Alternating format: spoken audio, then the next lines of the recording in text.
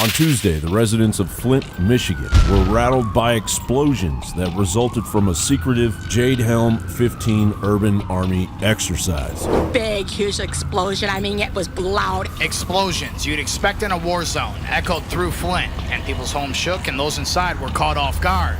It all went down at the shuttered Lowell Junior High on the east side.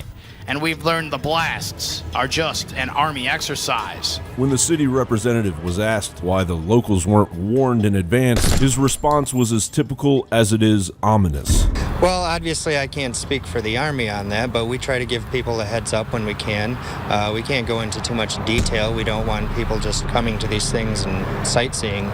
So we have to be careful with it, and we obviously have to respect the Army's wishes. Meanwhile, the Michigan Air National Guard published a warning just hours before they began night-flying helicopter drills from the Selfridge Air National Guard base into the surrounding area of Mount Clemens, Michigan. Jade Helm 15 appears to be underway. According to U.S. Army Special Operations Command, urban drills conducted by all 4 branches of the military are to begin in Texas, New Mexico, Arizona, California, Nevada, Utah, Mississippi, Florida, and Louisiana from July 15th through September 15th, 2015. The state of Colorado and 2 Texas counties requested to be dropped off the list of potential mock war zones. Clearly, the Flint, Michigan, June 2nd, 2015 exercises are way ahead of schedule, and no warning was given? There's older people. I mean, they probably get a heart attack.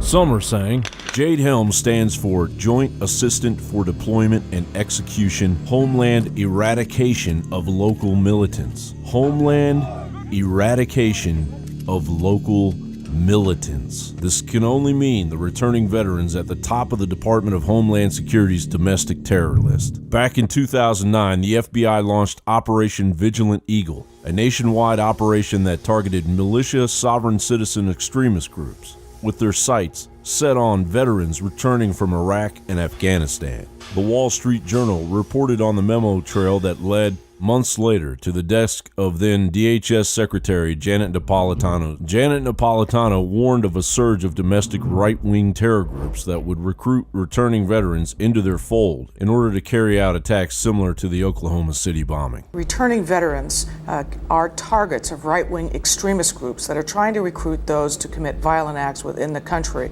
We want to do all we can to prevent that. That very same year, U.S. active duty Army military police troops from Fort Rucker in Alabama violated posse comitatus by assisting in traffic control and securing a crime scene. These soldiers were reprimanded because the president and the governor didn't request their deployment. The Posse Comitatus Act prohibits the use of federal military personnel to execute the laws. Regardless, the feds interpret the language as it may apply to troops used in an advisory, support, disaster response, or other homeland defense role, as opposed to domestic law enforcement.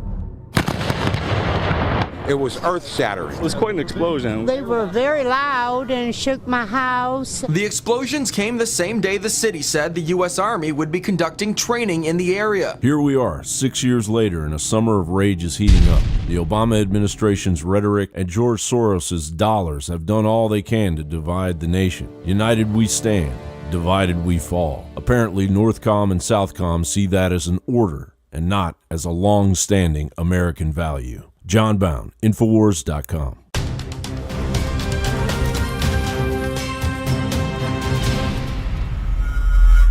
From the water table to our soils to the atmosphere itself, our world is becoming more and more toxic each and every day. But it's not just the air outside that's toxic. Indoor air has been shown to have 2 to 5 times higher concentrations of pollutants than even outdoor air. And most Americans spend 90% of their time inside using toxic chemicals within their homes. There are more than 42 million smokers in the United States. Well over 1,000 types of mold and mildew linked to numerous conditions. And don't forget the fact that 6 million Americans live with pets they're allergic to as well. When I began to research these statistics, it was clear to me it was time to start cleansing my lungs in order to combat the toxic environment that we cannot escape, but that we can fight back against. Made with organic and wild cultivated herbs and manufactured in the USA, the new InfoWars Life Lung Cleanse is here in a convenient spray bottle that can be brought with you throughout any toxic environment. Now available exclusively at InfoWarsLife.com or by calling toll-free 888-253-3139.